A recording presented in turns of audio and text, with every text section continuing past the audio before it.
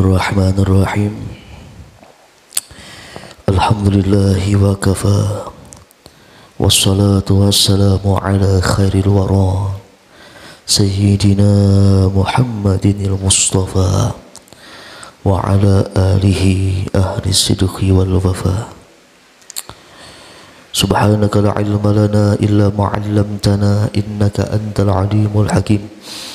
Wala hawla wala quwwata illa billahil aliyyil azim. Allahumma minka wa bika wa ilayka wala hawla wala quwwata illa bik. Allahumma bihaqqi sayyidina Muhammad wa ali sayyidina Muhammad ij'alna fi qalbi sayyidina Muhammad sallallahu alaihi wa alihi wasallam. Hadirin wal hadirat jamaah zikir manaqib kubra rahimakumullah. Masih dalam kajian tafsir surah Al-Baqarah ayat 153. Allah Subhanahu wa taala berfirman, Ya ayyuhalladzina amanu ista'inu bis-sabri was-salah innallaha ma'as sabirin. Allah Subhanahu wa taala berfirman, wahai orang-orang yang beriman, Ista'inu bis-sabri was-salah, minta tolonglah kalian dengan berwasilah dengan sifat sabar dan juga salat. Sesungguhnya Allah beserta orang-orang yang sabar. Dan masih pula dalam kajian hikmah salat, dan dalam kesempatan kali ini yang akan kita kupas hikmah salat dari salah seorang tokoh ahli sastra, dan beliau juga terkenal dengan ahli bahasa, ahli filsafat, bahkan ahli sains. Dan beliau juga terkenal dengan bapak kedoktoran. Beliau itu bernama Husain bin Abdullah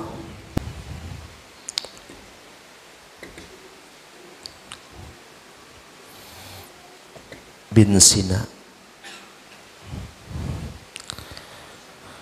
Kunyah beliau Abu Ali, nama beliau Husain bin Abdullah bin Sina, atau yang lebih dikenal orang dengan Ibnu Sina. Beliau lahir pada tahun 980 Masehi di kota Bukhara, wafat pada tahun 1037 Masehi. Ibnu Sina ini pernah berkata, kata beliau, ketika aku menemukan sebuah problema atau masalah yang aku tidak tahu solusinya atau jalan keluarnya, maka aku, kata Ibnu Sina, segera berangkat ke masjid. Segera berangkat ke masjid, i'tikaf di sana dan melakukan berbagai macam sholat sunat. Jadi ketika Ibnu Sina menemukan sebuah masalah, problema yang beliau bingung solusinya seperti apa, langkah beliau itu ialah menuju masjid, beriktikaf di sana dan melakukan berbagai macam sholat. Lalu kata beliau, kebiasaannya akan langsung muncul solusinya atau jawabannya dari permasalahan yang beliau sedang menghadapinya. Dan inilah, kata Ibnu Sina, kelebihan dan keluar biasaan sholat serta hikmah di balik sholat. Itu bisa menyelesaikan berbagai macam problema, bisa mengetahui berbagai macam solusi yang beliau belum tahu jawabannya lewat hikmah daripada ibadah salat. Hadirin wal hadirat jamaah zikir manaqib kubra rahimakumullah.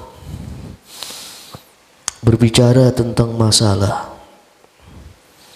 bahwa secara globalnya ketika manusia itu dihadapkan dengan sebuah masalah, keadaan manusia itu pasti di antara dua hal. Pertama, ada masalah yang membuat seseorang itu terpuruk. Ada masalah yang membuat seseorang itu terpuruk, membuat seseorang itu lemah, membuat seseorang itu gelisah. Bahkan yang paling parahnya, yang paling ironisnya, membuat keimanan seseorang itu goyah. Itu keadaan yang pertama ketika seseorang dihadapkan dengan sebuah masalah. Adapun keadaan kedua, ketika seseorang itu dihadapkan sebuah masalah, masalah tersebut membuat dia lebih baik, membuat dia lebih kuat, bahkan membuat dia lebih mulia. Jadi ada keadaan manusia yang ketika ditimpa masalah, bukan malah goyah, bukan malah gelisah, bukan malah lemah, apalagi imannya goyah. Namun malah ketika dia dihadapkan sebuah masalah, dia itu malah lebih baik, lebih kuat, bahkan lebih mulia. Kenapa bisa demikian? Karena ketika dia dihadapkan sebuah masalah, dia hadapi dengan penuh kesabaran. Dia hadapi dengan penuh kesabaran. Dia hadapi dengan tidak memprotes ketentuan Tuhan. Dan dia hadapi dengan memperbanyak amal kebaikan. Ketika dia tiga macam hal ini dia lakukan, maka masalah tersebut bukan malah membuat dia hina di mata Allah Subhanahu wa taala, malah membuat dia bertambah mulia di mata Allah Subhanahu wa taala. Hadirin wal hadirat jamaah zikir manaqib kubra rahimakumullah.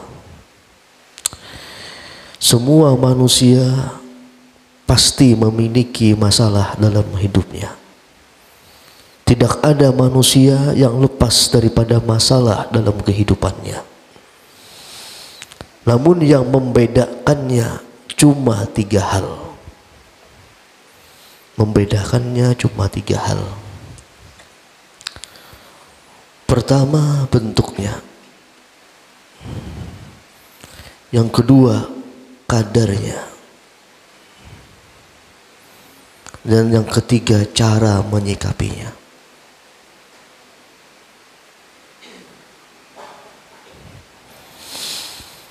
Jadi semua manusia itu pasti memiliki masalah dalam hidupnya. Tidak ada manusia yang lepas dalam kehidupan dunia.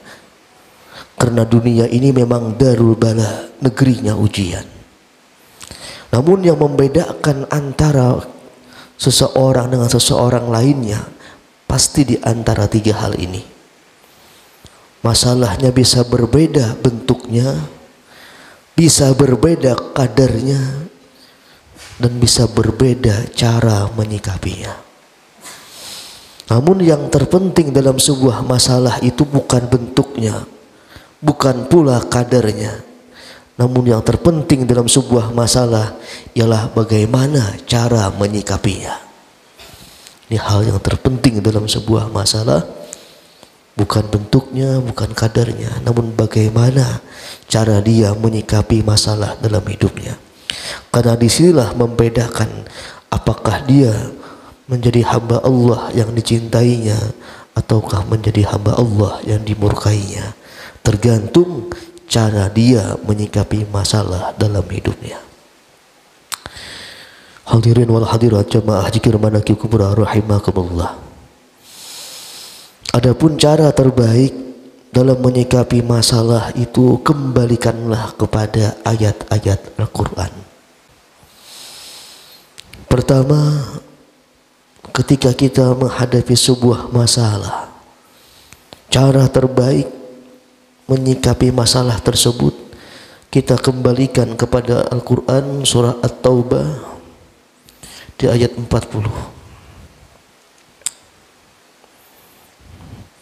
Apa kata Allah Subhanahu wa ta'ala? La tahzan ma'ana. Cara pertama, cara terbaik menyikapi masalah, segera kita kembalikan ke dalam surah At-Taubah di ayat 40. Apa kata Allah Subhanahu wa taala? La tahzan, innallah ma'ana. Janganlah kalian bersedih, sesungguhnya Allah beserta kita. Jadi cara terbaik menyikapi masalah yang pertama kalinya ialah jangan bersedih, jangan gelisah. Namun usahakan setenang mungkin dalam menyikapinya. Karena dalam sebuah ketenangan akan ditemukan solusi dari sebuah permasalahan. Lalu yang kedua, cara menyikapi permasalahan yang terbaik, kita kembalikan lagi dalam Quran surah Insyirah ayat 5 dan juga ayat 6.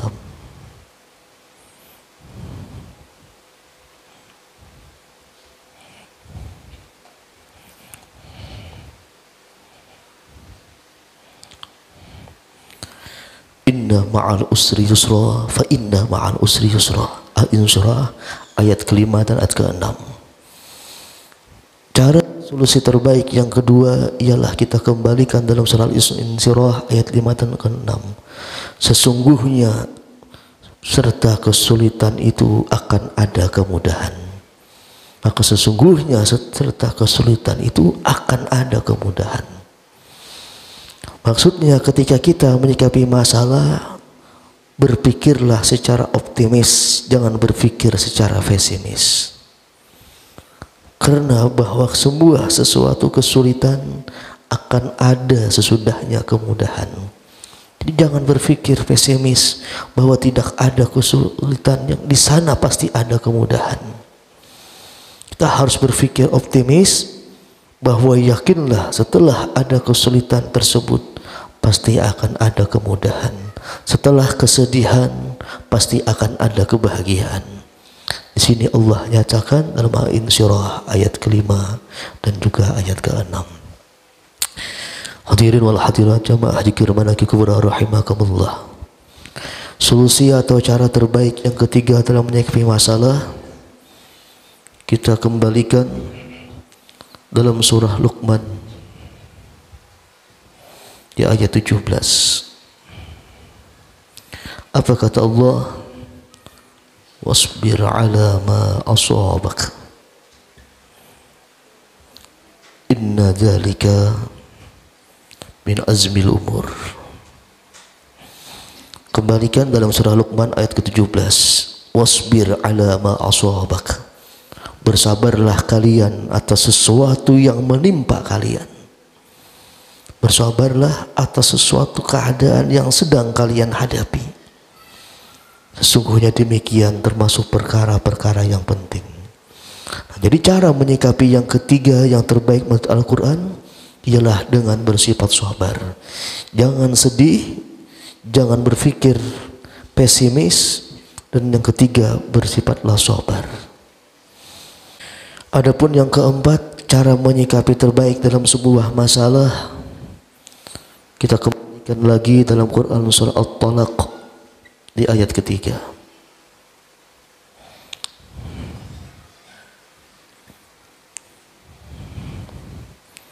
Wa may yatawakkal 'alallah fahuwa hasbuh. Kembalikan dalam surah At-Talaq di ayat ketiga. Apa kata Allah Subhanahu wa taala? Wa may yatawakkal 'alallah fahuwa hasbuh. Barang siapa bertawakal kepada Allah, Allah pasti akan mencukupinya. Jadi cara terbaik yang keempat ketika menghadapi sebuah masalah, kita harus menyerahkan perkara tersebut, bertawakal kepada Allah Subhanahu wa taala. Serahkan masalahnya, serahkan ujian kita kepada Allah Subhanahu wa taala. Yakinlah janji Tuhan bahwa hasbuh, maka Allah pasti akan mencukupinya. Allah pasti akan menyelesaikan segala masalah-masalahnya. Adapun yang terakhir, cara menyikapi terbaik dalam sebuah masalah, kita kembalikan dalam surah Al-Kahfi di ayat 10. Apa kata Allah? Rabbana atina min ladunka rahmah wa hayyi' lana min amrina rasyada. Surah Kahfi ayat ke-10. Kita kembalikan dalam surah Al-Kahfi di ayat ke-10. Rabbana atina min ladunka rahmah. Ya Allah, berikanlah kami dari sisi Engkau rahmat, kasih sayang. Wa hayyi' lana min amrina rasyada, dan sempurnakanlah bagi kami dari perkara kami petunjuk yang lurus. Maksudnya dalam ketika menyikapi sebuah masalah, cara terbaiknya ialah dengan berdoa kepada Allah. Seperti berdoanya Ashabul Kahfi dengan doanya Rabbana atina min ladunka rahmah wa hayyi' lana min amrina rasyada. Ini 5 cara yang Al-Quran jabarkan, yang Al-Quran jelaskan bagaimana cara menyikapi sebuah masalah. Yang pertama At-Taubah ayat 40 bahwa jangan bersedih. Yang kedua Insyirah ayat 5 dan 6 bahwa kita jangan berpikir pesimis namun optimislah, bahwa sesungguhnya sesudah kesulitan pasti akan ada kemudahan, sesudah kesedihan pasti akan ada kebahagiaan. Dan yang ketiga surah Luqman ayat ke-17 wasbir ala ma asabak, bersabar dalam menghadapi permasalahan. Dan yang keempat surah At-Talaq ayat ketiga wa may yatawakkal Allah bahwa hasbuh, bertawakal atau menyerahkan perkara seluruhnya kepada Allah. Lalu yang terakhir Al-Kahfi ayat 10, lalu kita berdoa kepada Allah, minta solusi terbaik dalam segala permasalahan kita. Ini cara atau sikap terbaik dalam menyikapi permasalahan dalam kehidupan kita. Hadirin wal hadirat jamaah dikir manaqib kubra rahimakumullah. Al-Imam Al-Ghazali rahimahullah, beliau pernah berkata, kata Imam Ghazali, ketahuilah bahwa ketika kita ditimpa sebuah masalah, sebenarnya Allah Subhanahu wa ta'ala ingin kita mendekat kepadanya. Ketahuilah, kata Imam Ghazali, ketika Allah Subhanahu wa ta'ala memberi kita berbagai macam ujian, memberi kita berbagai macam permasalahan, memberi kita berbagai macam kesulitan, sebenarnya kata Imam Ghazali, Allah itu ingin kita dekat, ingin kita lebih dekat kepadanya. Allah ingin kita curhat kepadanya. Allah ingin mendengar rintihan jiwa kita. Allah ingin mendengar lantunan doa-doa kita. Kenapa Allah Subhanahu wa ta'ala, kata Imam Ghazali, menimpakan permasalahan dalam kehidupan kita?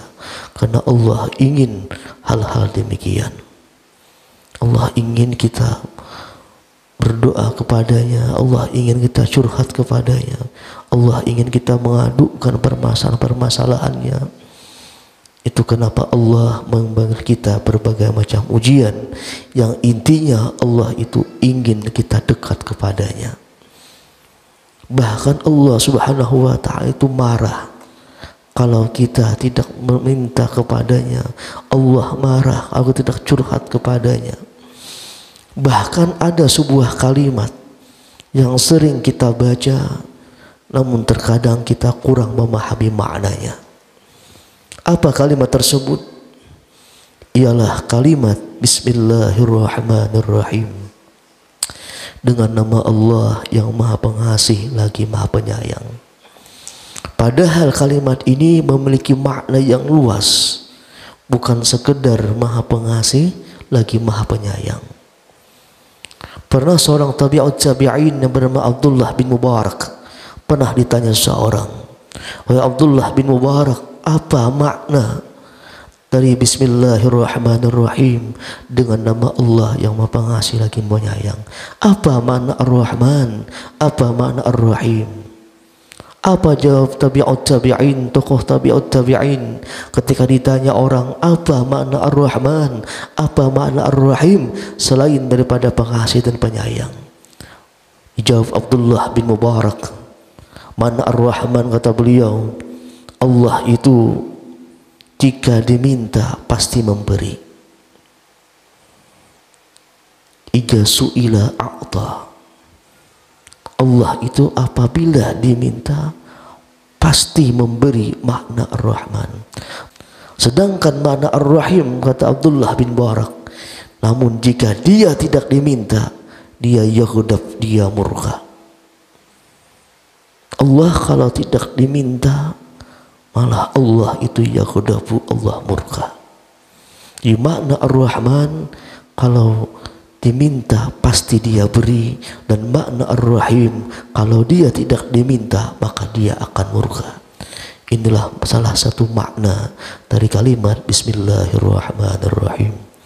Aqulu qawli hadza wa astaghfirullahal azim li wa lakum wa li sa'il muslimina wal muslimat. Bismillahirrahmanirrahim. Fatihah.